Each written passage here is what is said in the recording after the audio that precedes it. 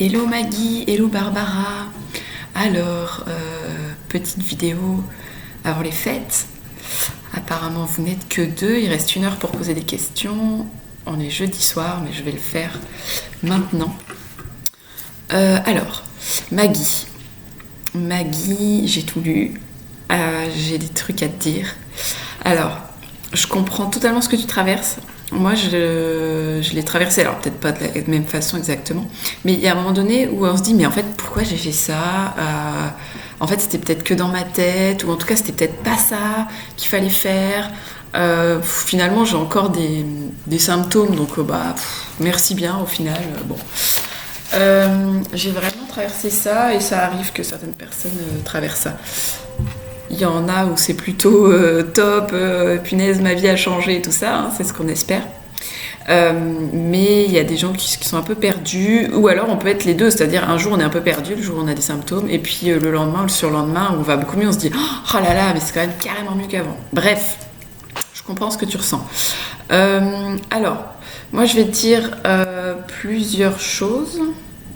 Déjà, ce qui est important de te dire, c'est que je ressens énormément de culpabilité dans ton message, alors du doute, mais aussi beaucoup de culpabilité. Donc, j'ai envie de te dire, si tu peux continuer une thérapie comme l'hypnothérapie que tu faisais, je pense que ce serait vraiment, vraiment bien. Et d'ores et déjà, essayer d'être plus bienveillante avec toi-même. C'est-à-dire que si tu n'as pas réussi à faire le protocole comme tu voulais, si des fois tu manges, je sais plus ce que tu m'as dit là, mais il y a plein de moments, puis j'ai retrouvé pas mal de fois où tu te disais j'ai mangé trop de ci, trop de ça, enfin... Bref, t'as toujours l'impression d'avoir abusé, mangé trop gras, etc. Obsédé par la bouffe et tout. Il faut le travailler avec une thérapie, c'est long. Tu me l'as dit, hein, malgré une séance d'hypnothérapie, il faut que j'y retourne. Oui, je pense qu'il faut que tu y retournes. Vraiment, essaye d'être bienveillante avec toi-même. Si t'as pas réussi, c'est qu'il y a une raison. C'est qu'il y a de l'émotion. Et c'est pour tout le monde, c'est difficile de toute façon, hein, pour tout le monde. Et j'ai envie de dire, plus c'est difficile, plus il faut que tu sois bienveillante avec toi-même et que tu te donnes de l'amour, parce que c'est sans doute qu'il y a des souffrances derrière. Ok, si on n'arrive pas à être en équilibre, à avoir une bonne relation avec la nourriture, c'est en lien avec nos émotions, et donc c'est probablement il y a de fortes émotions qui sont difficiles à gérer pour toi. Donc donne-toi de l'amour, donne-toi de la bienveillance, parce que c'est pas que t'es nul ou que t'es pas raisonnable, non, c'est que il y a des grosses émotions, et ça, il faut certainement pas se culpabiliser d'avoir des émotions. Voilà, je sais, c'est un peu un raccourci là, mais c'est ça l'idée. Donc, continuer à travailler avec l'hypnothérapie, c'est super. Essayez au quotidien de se dire, si je merde, si je fais pas correctement, si j'ai pas réussi à faire comme j'aurais voulu, c'est pas parce que je suis nulle. C'est que il y a un équilibre que j'ai pas encore trouvé, et c'est pas parce que je suis nulle. Voilà, pas parce que je suis nulle, non. Après, au niveau charge émotionnelle, honnêtement, ça concerne toute la population, le fait de se reporter sur la nourriture ou de ne pas réussir à tenir certains objectifs qu'on s'est mis au niveau de la santé. Ça, c'est quasiment tout le monde. Donc, c'est pas une question de toi, mais toi, si tu en es là, si tu as fait ce chemin de naturopathie, à un moment donné, on plafonne un peu, c'est-à-dire qu'il y a la naturopathie, il y a les compléments, il y a bien manger, mais ce que le corps va ensuite nous demander, c'est qu'on soit plus en paix avec nous-mêmes. Et donc là, c'est pour ça que tu te trouves dans cette situation où finalement, tu sais plus pourquoi tu as fait le protocole, tu t'en as marre des restrictions alimentaires, tu te dis, j'ai encore des symptômes et tout ça. Quand c'est ça, il faut vraiment plus axer sur tout ce qui est retour à soi, relation à soi, développement personnel, hypnothérapie, enfin voilà, tout cet axe-là d'amour pour soi. Qu'est-ce que j'ai d'autre à te partager ? Et donc du coup, alors voilà, deuxième point, c'est pas tout blanc, tout noir, et il n'y a pas un lieu d'arrivée, un diplôme d'arrivée. Il n'y a pas une fin au protocole candidose. Il n'y a pas un moment donné où je vais te donner un diplôme. Tu vois, t'es là, en fait, ce qui se passe, c'est que tu te dis, j'ai fait tout ça. J'ai fait tout ce que... En tout cas, j'ai essayé, j'ai suivi les cours, j'ai mis en place, j'ai fait ce programme, cette formation. Et c'est bizarre, on m'a jamais envoyé un diplôme. Juliette, elle m'a pas envoyé de diplôme pour me dire waouh, bravo, vous avez réussi. Vous avez un diplôme de sortie de candidose. Et donc, tu te dis un peu, finalement, pourquoi j'ai fait ça, quoi. Donc, il faut sortir de cette vision blanc ou noir où je me dis... j'avais la candidose, c'était noir, j'ai fait le protocole pour que ce soit blanc, que j'en sorte totalement, que ce soit fini, que j'ai plus du tout de symptômes et plus du tout besoin de faire attention à ce que je mange. Souvent c'est ça qu'on attend. Non, ça marche pas comme ça. En fait, c'est un chemin. C'est comme le chemin de la vie, comme le chemin des relations qu'on a avec soi et avec les autres. En fait, il n'y a pas un moment donné où on nous dit « Hey, c'est tout bon, t'as une super relation avec toi, t'as tout gagné » ou « T'as une super relation avec tes enfants ou tes conjoints, c'est fait, là, t'as un diplôme, hop, c'est terminé, il n'y a plus rien à travailler, ça n'existe pas. » Ça marche pas comme à l'école, en fait, au niveau des diplômes, en tout cas. Donc, faut bien comprendre ça, c'est que... je pense que tu avais compris, mais c'est important que je te le redise. C'est un chemin, la vie c'est un chemin, et la relation au corps et la santé c'est un chemin. Donc c'est normal qu'il y ait encore des symptômes et que on puisse pas remanger de tout sans qu'il y ait aucun problème. L'autre chose que je voulais dire, c'est quel était ton objectif de départ ? Qu'est-ce qui fait qu'aujourd'hui tu as l'impression d'avoir échoué ? Ça, c'est un truc que je pense qu'il faut que je travaille. Peut-être qu'il faut, quand les personnes commencent ce programme, elles se fixent justement un objectif personnel de dire quand je ferai ça, je considérerais que je suis sortie de la candidose. Exemple, quand j'aurai moins d'une mycose vaginale tous les 2 ans, je considérais que je suis sortie de la candidose. Ou quand j'aurais passé 8 mois sans mycose vaginale, je prends cet exemple-là parce que par exemple, hier, j'ai une cliente en consulte qui avait... c'est quelqu'un qui avait des mycoses vaginales constamment, tous les mois, mais à un point où aucune relation intime n'est possible parce que toute la zone est complètement irritée. Enfin voilà, une horreur, plein de problèmes à ce niveau-là. Bref, est-ce que elle, son objectif, c'est peut-être juste pouvoir avoir une relation sexuelle par semaine et une fois qu'elle en sera là, elle se dira que c'est ça, ou 2, enfin voilà, peu importe. Est-ce que quelqu'un d'autre, l'objectif, ce sera de pouvoir manger une pizza 4 fromages en étant normal le lendemain ? Est-ce que quelqu'un d'autre, ce sera pouvoir boire 2 verres de vin ? Bon voilà. En tout cas, je pense qu'on devrait se fixer un peu un objectif pour se dire, justement, comme il n'y a pas de diplôme de fin, de soi-même pouvoir se dire, quand même, waouh, ce truc-là que je pensais impossible, qui était mon objectif, j'ai réussi. Peut-être ça m'a fait réfléchir à ça, tu vois, ton commentaire. Donc essaye de regarder ton fichier des scores. J'ai re-regardé les dernières fois que tu m'avais donné les scores. Donc il y a de l'amélioration, ça c'est sûr. Après, je peux comprendre que ce soit pas assez. Et encore une fois, vraiment, quand c'est ça, c'est que là, je pense il y a vraiment du travail à faire au niveau émotionnel, au niveau psycho-émotionnel, donc avec les thérapies. Encore une fois, c'est pas grave, c'est normal, ça concerne tout le monde, c'est juste qu'il y a des corps qui réagissent plus ou moins fort. Hein.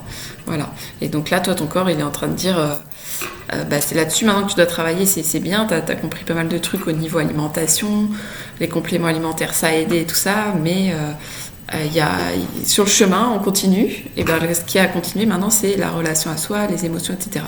Et vraiment, dans ton message, on sent beaucoup de culpabilité, tout ce qui est... on pourrait faire comment on appelle ça là, comment on appelait ça, oulala, je vais pas retrouver, mais quand on fait une étude de texte et puis on vient chercher tout le vocabulaire de tel thème. Ici, il y a tout ce qui est privation, je déconnais, je suis un peu obsédée, il y a beaucoup de choses dans la culpabilité et tout ça. Je n'étais pas assez courageuse, volontaire et forte. T'es dure avec toi-même, t'es très dure avec toi-même. Mais je comprends, je comprends tout à fait. Tu te dis du coup que, effectivement, le protocole, il n'a pas été suffisamment efficace. Encore une fois, il y a le cours sur justement le psycho-émotionnel. Et à un moment donné, dans le programme, à un moment donné, dans le cours, je dis c'est peut-être même le cours le plus important, alors que c'est pas le plus technique et tout ça. Je sais pas comment peut-être insister plus là-dessus, mais disons que voilà, l'alimentation et complément alimentaire, c'est important, mais c'est aussi important que tout ce qui va se passer au niveau relation à soi, émotion, etc. Donc maintenant, je pense que tu dois continuer à travailler ça.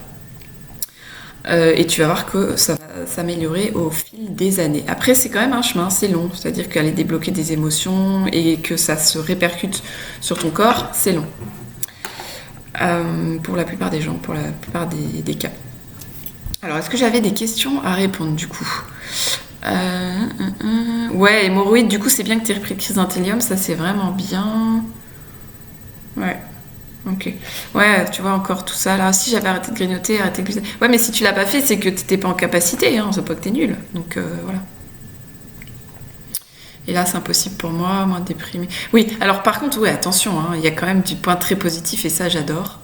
Je suis quand même mieux, moins déprimée, plus en phase. C'est énorme, c'est énorme.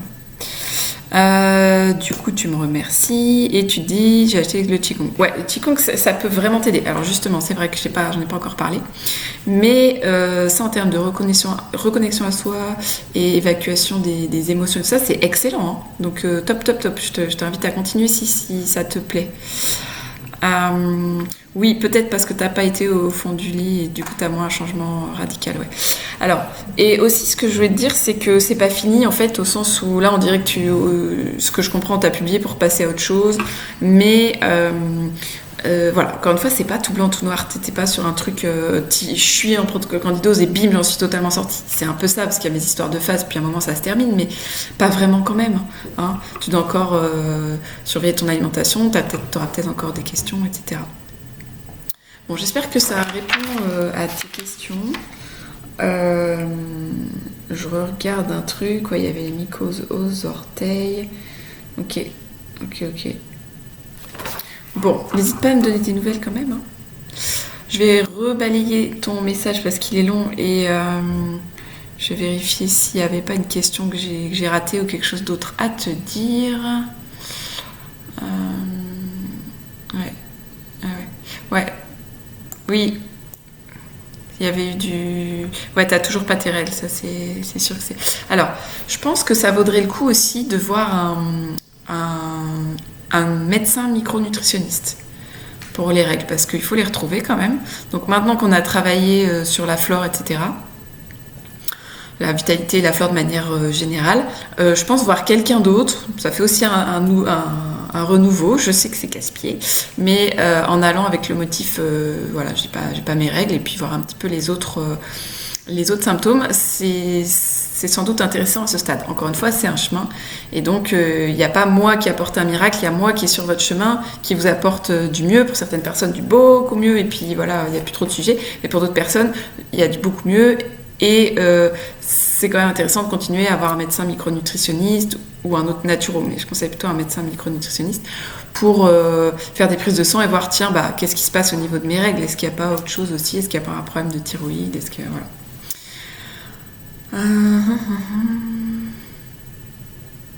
Ouais. J'ai mangé trop gras, ouais, je m'en souviens, ouais. Ouais, c'est pas facile hein, de trouver son équilibre. Ok, ça je me souviens. Ouais, les frais de port, j'ai laissé tomber, ouais. Ok. Bon, je crois que j'ai fait le tour. Je mange du pain, j'ai des démangeaisons au niveau des yeux, comme quand je suis allergique. Ouais, alors ça c'est fort probable. Et donc il va falloir que tu continues à t'écouter pour voir qu'est-ce qui crée ces problèmes-là. Je vois que tu as encore des doutes. Comme quand je psychote peut-être. Non, tu psychotes pas. Non, tu psychotes pas. Au contraire, continue à bien écouter ton corps, tu peux lui parler. Et c'est comme une relation, il faut se dire que c'est comme une relation de couple, si on veut. C'est un bon exemple, ou amical. T'es pas meilleur ami du jour au lendemain. Bon, bah, et tu comprends pas, ça arrive, mais voilà, c'est plutôt rare. Tu comprends pas l'autre à 100% du jour au lendemain. Donc, du coup, il faut que la relation avec le corps, elle se développe et petit à petit, tu vas mieux comprendre ce qui te crée des problèmes ou pas et tu pourras éviter ce qui te crée des problèmes.